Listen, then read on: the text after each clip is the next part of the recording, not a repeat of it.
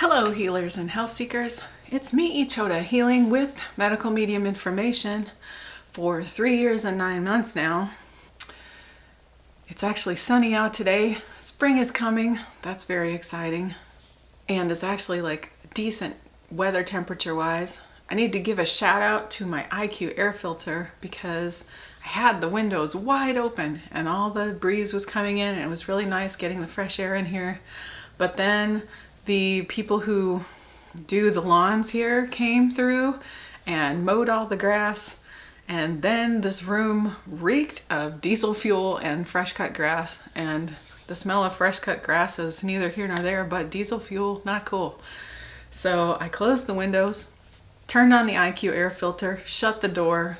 I was out of this room for maybe half an hour between the time of doing that and the time of coming back into this room so I can make a video.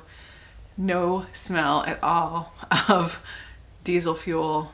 Beautiful. Thank you, IQ air filter, because this room was like, oh, it was bad. That's why I shut the door. I was like, let's let the IQ air do its thing.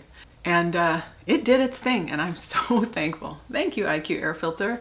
And the funny thing about that is I actually need to change my filters right now, so the little lights are on like orange and red. One of them's even red, and it still sucked up all the smell out of this room. I have the IQ air GC gas, and I'm telling you, it has saved me in so many times and places from those really toxic fumes getting to my chemically sensitive self. That being said, if you want to know what I'm healing from, multiple chemical sensitivity is one of them, obviously. Mast cell activation disorder, Ehlers-Danlos syndrome, hypothyroid, fibromyalgia, PCOS, migraines, chronic fatigue syndrome, dysautonomia POTS, and a whole host of other symptoms and conditions. I have made videos about what symptoms and conditions I've healed. I have my full story, and many links are below in the description box below this video if you want to pursue that. Today, it is time for What's Up Wednesday. That is where I come in here and I make a video about my healing journey and where I am in my healing journey right now. So let's get to it. As you know, I had a surgery a few weeks ago. I don't know the date of my surgery, and I don't remember when it was now. Maybe 3 weeks ago. I'm not sure. Right now, time is just, woo, what's going on? And it has been for kind of a while. And okay,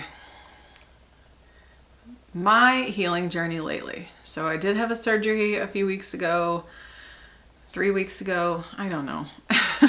It's been a while. I am healing from that surgery. I feel like I'm recovering pretty nicely. I feel like I'm almost fully back to normal. I'm getting my routines back. I'm being able to do more stuff in the day. I'm being able to wash more dishes and make more food and do the stuff that I need to do, just kind of that's like my normal stuff that I do. And that's good. You know, right now, like everybody's in quarantine, everybody's in that social distancing space, and a lot of people are on lockdown. I'm not I think our state is too, actually. I think we are. I don't know the difference. I don't really leave my house very much anyway, except to like go outside and take a walk, or go outside and just be outside, or to go look at houses. But there haven't, because of right now, the housing market is like, no. I mean, I'm not surprised. I'm actually more surprised when I see somebody listing a house right now and I'm like, really? Really? Now? This doesn't seem like a good time. I feel like, let's not go hang out with realtors who have hung out with a bunch of other people all day long. Nah, I'm cool. I'm actually really good with the housing market being really slow right now. It's just time for, I think, in most of the world to just be inward, and you know, hopefully this will all be done in a few months. The inwardness doesn't bother me too much. I have been finding ways to occupy myself, which I always kind of do. I have seeds that I'm a little late to starting this, but I'm gonna do, since I'm in a temporary space, that is not our permanent space, I decided that I could still have a garden by doing it in containers, because there's plenty of sun outside. There's no reason that I can't have containers out there. And there's also a big patio with plenty of space for me to put containers on, and my in-laws are fine with it. So I decided, I'm going to grow a garden in containers. And I got a little inexpensive shelf from IKEA, that little wooden shelf, and my husband and son, I could have done it, but I wanted my son to learn how to build a shelf, sort of. Put together an IKEA shelf. So my husband and son built the shelf for me, and we put grow lights on the shelf so that I can sprout my seedlings. And I'm just waiting for a couple of things to arrive, because we tried the route of trying to go out to garden centers and stuff. My husband did that to try to get everything, and we couldn't. So I was like, fine, just gonna order it. So I'm waiting for some stuff to get here, my seed trays actually. But everything else is here. Everything else is here. So it's ready to go, and I will be able to start my little seeds, and hopefully I'm not too late. Probably should have done maybe 3 weeks ago, but I was having a surgery. So hopefully the angels of abundance and the angel of synchronicity will help my garden grow, and the grow lights. And that can happen. I've also been teaching myself to do micro macrame. That's brand new to me. And I started to make a piece. I got halfway through it. Now here's how I do. When I am going to learn a new craft, I pick something that I want to make. I don't start at the beginning. I don't start from a beginner level and do like, this is a beginner level craft. I go, I want to make that one. And then I go for the one that I want to make, and it doesn't matter how complicated it is. So I chose a piece to do micro macrame. That's basically where you can do like macrame jewelry. And it is a very complicated piece. It's like a tree of life with like a stone in it. It's really complicated. But I was like, I'm going to do that. But I had not quite the right size thread for it. Anyway, I made it. I got like probably halfway through it, and then I looked at it and I was like, nah, and I unknotted the entire thing. Then I did it again. I got about to the same point and then I went, nope, and I unknotted it again. And then I said, you know what, I really do just need to use the right size thread for this, because it just wasn't working with the thread I was using. And so I have now chosen a piece that uses the size thread that I currently have, and I have ordered the right size thread. It's not that I didn't want to order it before, but I couldn't find it, and I finally found it and I ordered it. So it just has a different, it has a different name, and you have to look it up a different way. It's weird. Anyway, it's coming. It's on its way. Until then, I will make this bracelet that is the right size thread. And I already started to make it yesterday, and it didn't look like the one she was making in the picture in the video tutorial that I was doing. And I was like, nope, I unknotted the whole thing. I'm going to start it over today. But that's how I learn. That's how I learn. I make all the mistakes, and then I go, yep, I know what doesn't work, so I'm going to keep trying. And I don't feel bad about that. So those are my things that I'm keeping myself occupied with as we are inside so much of the time. But now the weather's starting to get a little warmer and a little nicer. And tomorrow, like today it's sunny. Tomorrow it's supposed to be partly sunny, partly cloudy. And it's gonna be like even warmer tomorrow. Like you could maybe even wear shorts tomorrow, that kind of warm. And I'm super excited about that. I'm hoping that like today, my husband and son will go for a bike ride, and maybe tomorrow too, because they like to ride bikes together.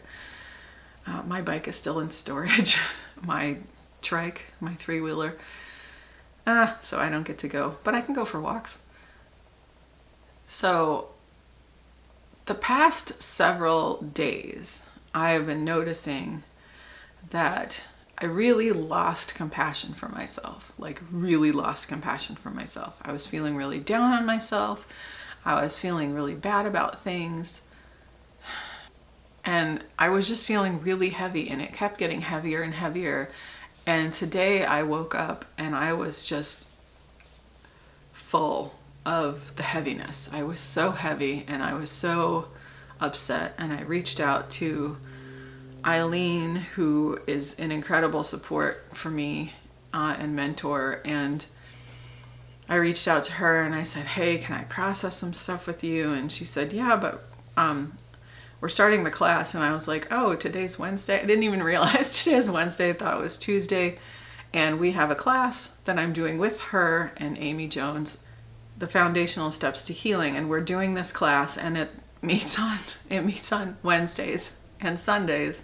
Now, 10 minutes later, my phone alarm would have told me that it was Wednesday, and I would have then said, what? I thought it was Tuesday. But I would have made the class anyway, but I was like, oh, I didn't even realize. So she said, go ahead and text, and then later after the class, when I have time, I'll look at it and then I can get back to you. And I was like, sure. So, I just kind of told her like all the stuff that was weighing on my heart and all the things that I was feeling and what I had experienced and all this stuff, and just how I kind of kept going over these incidents that happened and feeling like it's just me, it's like, and all this stuff is because of me and my fault and whatever. And I'm like, I don't have compassion for myself. I can't find it. And I know the tools, right? I talked about it even in the last video.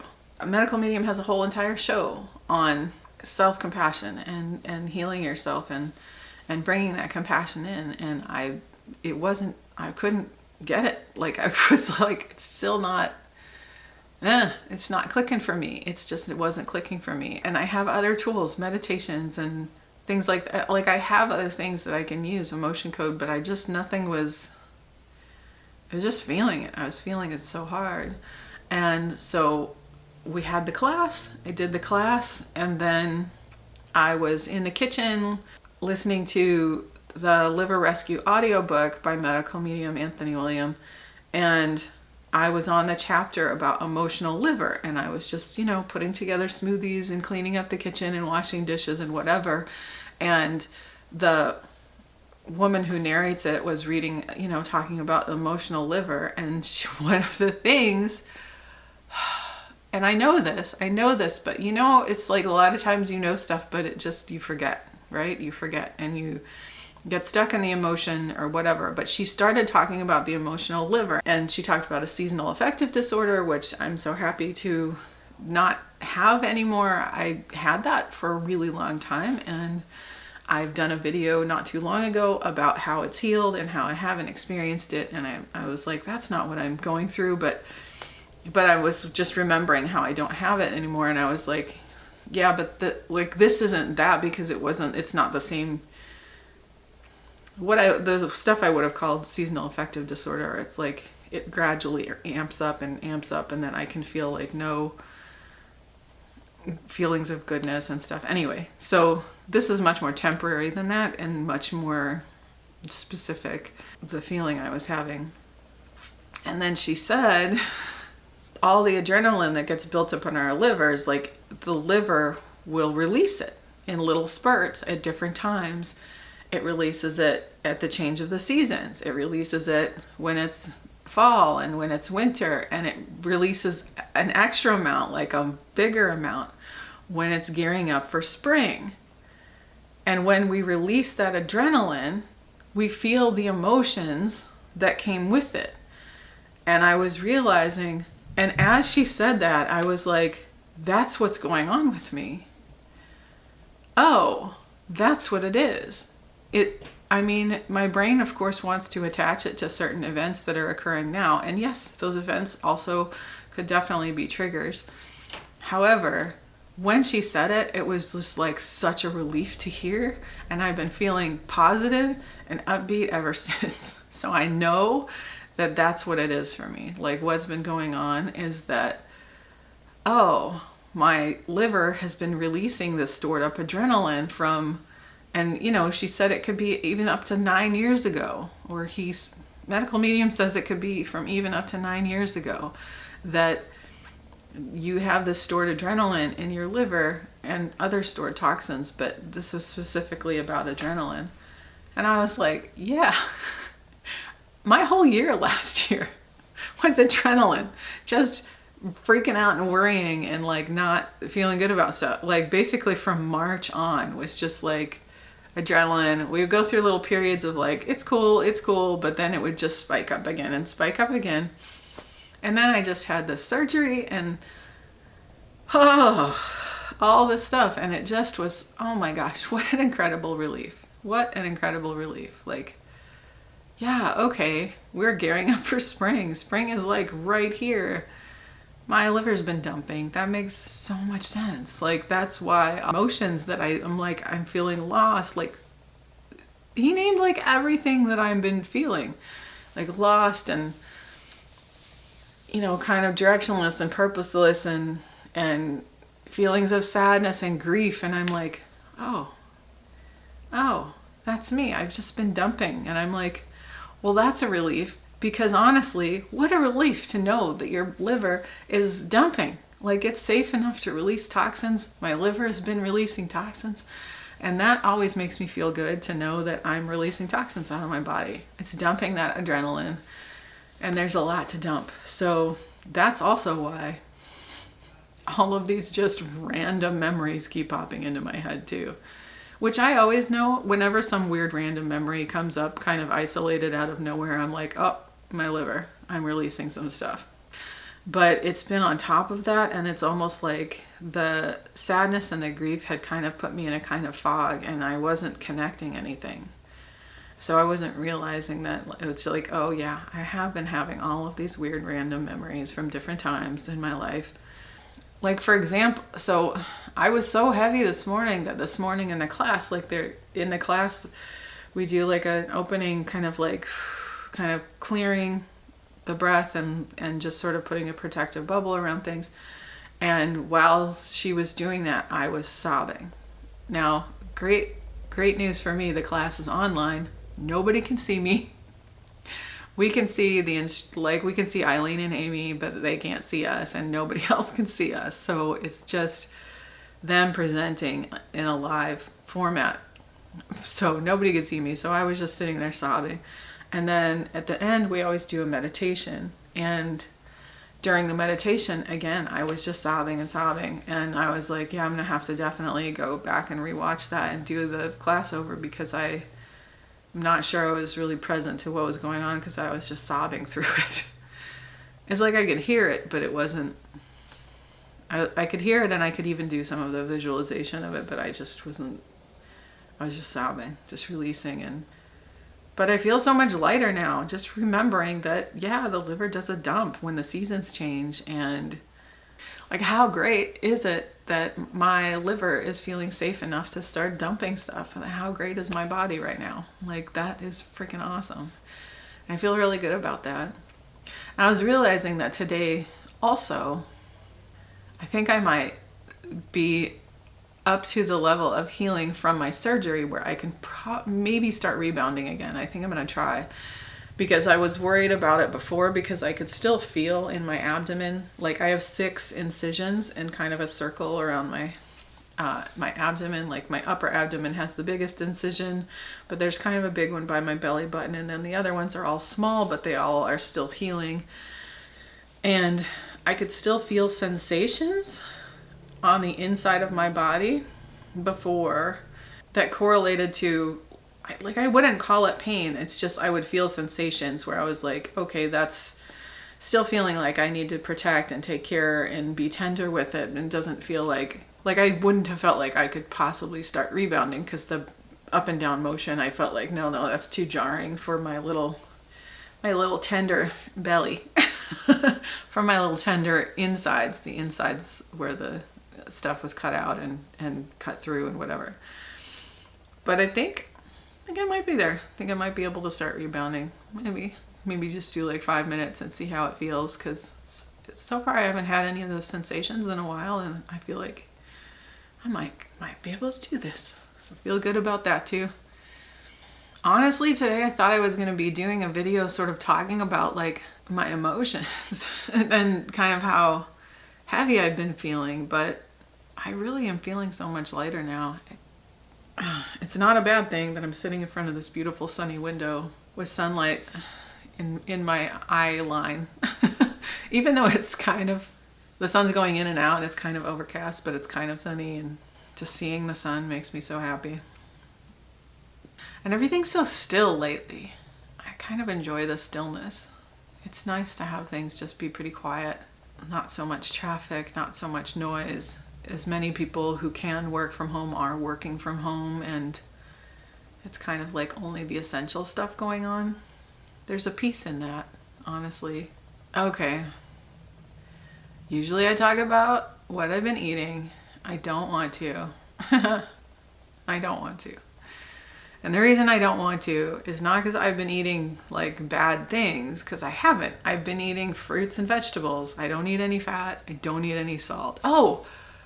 Oh, speaking of not eating any salt, I will tell you this. Okay, I'll talk about the food, and I'll talk about the salt, and I'll talk about this other thing. Okay, I'll get to all of it. It is so difficult not to eat salt when I'm eating cooked food.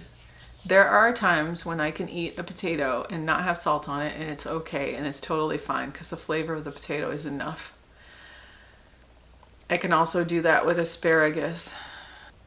And there are some cooked foods, like especially if I'm making a soup or a blend or something, where it's brutal not to have salt on it. Like, it's just like, I can put dulse and kelp, whatever, on it to my heart's content, but it does not give it that saltiness. Ugh. And I want salt so bad with it. It's so hard to eat cooked food without salt. It is just difficult. However, I've been doing it. Yay, me. I've only very occasionally had the tiniest bit of salt, and usually it was when I kind of didn't know I was going to eat something, and then I had like some bites of something that my husband made or something. I have not added salt to my soups. I have not added it to I made a mix of veggies that was like okra and peas and mushrooms and tomatoes, and I did not put salt in it. What I did actually was put a little bit of maple syrup in it, and for some reason the sweetness, that did it. I don't know why, but it was good.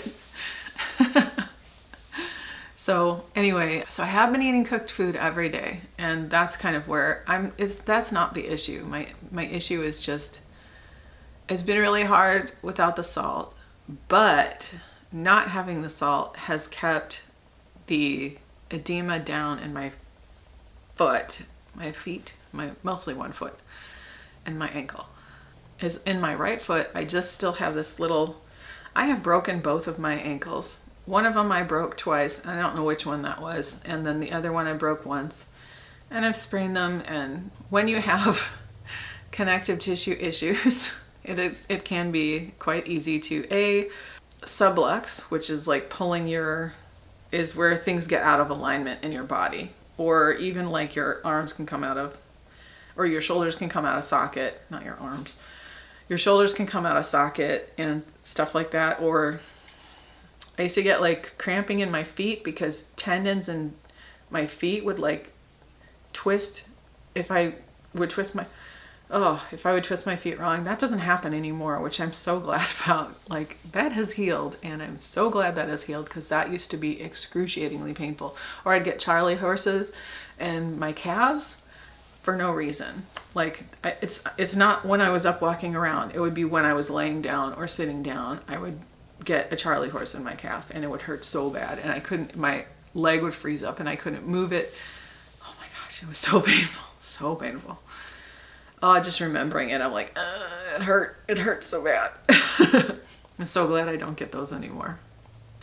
So, because I think it has to do with those past injuries of having fractured my ankles, that I get this edema in those spots, like where the injury was.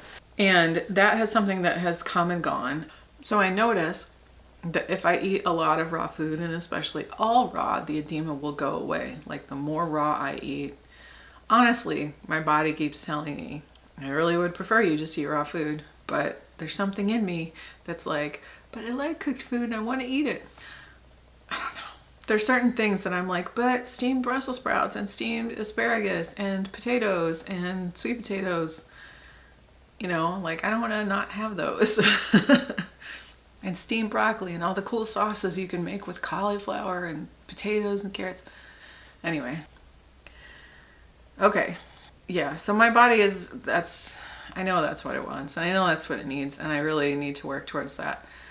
I also know that I definitely have not been getting enough of anything into me lately, which is what makes me much more likely to just dive into cooked food because it's there. Because it'll usually be like, oh, I've prepared something for my son or something, or my husband made something, and I'll just have that because it's made and available and I don't have to put anything together.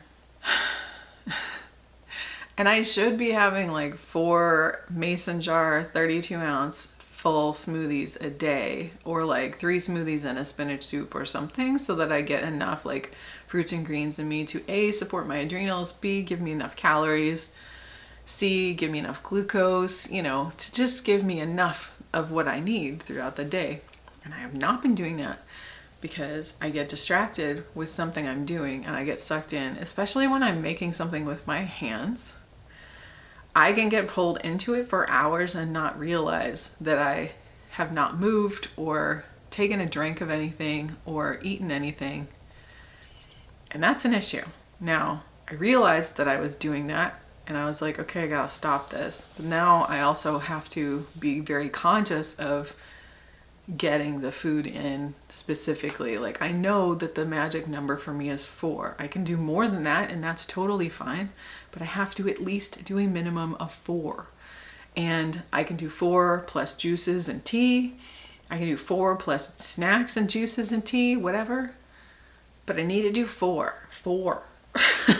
At least 4. So I'm being conscious of that now, that I realized that a couple of times I got, especially when I was doing when I'm doing the macrame, I just get sucked in. It's just like, and that's always happened with me with crafting. Like, I just get so focused, like hyper focused. But even a couple times I'd do that and then I would finally get up to move and my body would hurt. Like, I was because like I'm literally sitting in one position, not moving, not adjusting, not anythinging, just like sitting in one position doing this, whatever, for like hours. And I'm like, okay, I gotta stop doing that because A, I need to get up and like go to the bathroom. I need to get up and make food. I need to get up and do all of these things that I have not been doing. And so I'm just laughing at myself about that because all right, I see that I was doing that. It's like there's always got to be a balance, right? You do what you love to do. And then so that's what I started doing, is I started taking my morning and doing all of the stuff before I would sit down to start crafting. So I got to make sure that I've had my lemon water, I've had my celery juice, I'm cleaning up the kitchen, I'm doing dishes, I'm getting the smoothies made and prepped, I'm getting lunch prepped and made and all that stuff before I ever sit down in front of my craft stuff. And even in addition to that, like, I was tidying up around the house, just stuff I kind of haven't done in a while, making sure I had other things done before I could sit down and start crafting. Because I knew once I'd sit down and craft, I'd forget about everything. But also knowing that made me less prone to it and more aware and more being like, I need to get up and take a break and I need to get something to eat or drink and go to the bathroom and all this stuff. So it's always about balance, right? It's always about balance. So that's been my food. That's been my week. That's been where I am in my healing journey. I just feel so uplifted by knowing that right now my liver is dumping, and I hope that in some way this helped you too, because I know the energy is so heavy out there right now, and I know part of it is the collective, but it's possible that it's not that. Like,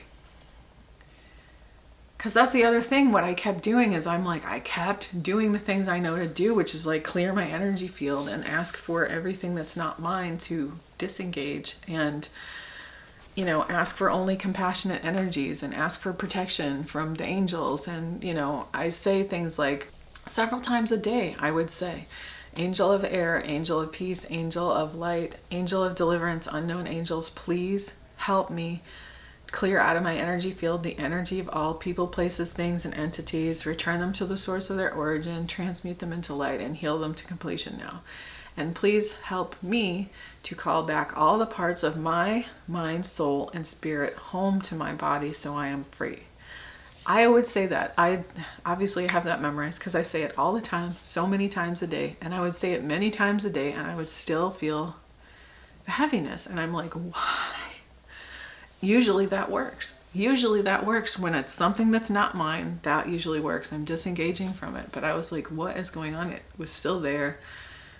And no matter what tool or whatever I did, but just listening to that audiobook and listening to about the emotional liver and remembering spring and remembering that, right, it could be an adrenaline dump. It could be an adrenaline dump. It could be your liver releasing adrenaline and possibly other toxins. And you're feeling whatever you felt when the adrenaline went in. So the loss, the sadness, the anger, the fear, the whatever could be attached to that. That was so liberating to realize that today. Like, thank you, thank you, thank you. Thank you, medical medium, once again for enlightening me and shining the light on what's really going on.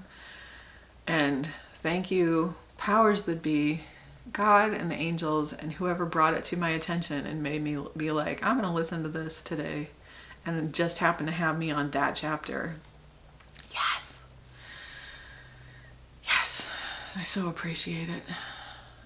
So my lovelies, my healers and health seekers, how have you been this week? What has been going on in your healing journey? What is happening for you? I do realize that I have not answered any of the comments on my previous video, and I will do it. I promise I will get to it. I always get to it eventually. Sometimes it takes me a while. I did read them all. I just haven't answered any of them. So I appreciate all your amazing comments. I love you guys so much. I am just so appreciative of this little environment. Maybe I should start like a Facebook group for this channel or something so that we can all talk to each other. Do you guys want me to do that? I don't know. I don't know if I should. You tell me. Do you guys want me to start like a little Facebook group? The Choda is Healing Facebook group? That seems like a weird narcissistic thing to call the Facebook group. Maybe I'll be like, we are healing. I don't know. Anyway, I could call it the Healers and Health Seekers Facebook group. Yeah, that's what I'll call it. Of course. Yeah. Do you guys want me to start a group like that where we can all kind of chat to each other and talk about stuff? I will if you want me to. I thought about it a long time ago. I don't know why. This is the first time I'm like, yeah, maybe we should do that. Okay. Maybe we should do that. Maybe it's because I am terrible at checking Facebook because it's such a minefield. I don't want anybody to go into a Facebook group if it's going to be like being on Facebook is a minefield for you, though. That's the thing. Tell me what you guys think. Anyway, thank you so much for watching this video. If you like it, give a thumbs up below. You can subscribe to the channel if you haven't already by hitting that subscribe button or dinging the bell next to it if you want to be notified when I post a new video. I am inconsistent in my upload schedule, so I recommend the notification bell if you do want to be notified. I appreciate you. I appreciate your presence. I appreciate your comments. I appreciate your healing. I am so glad you are here with me. I wish you so many blessings on your continued healing journey. As always, I say I love you and stay curious, and you can heal, and I will see you next time. Bye-bye.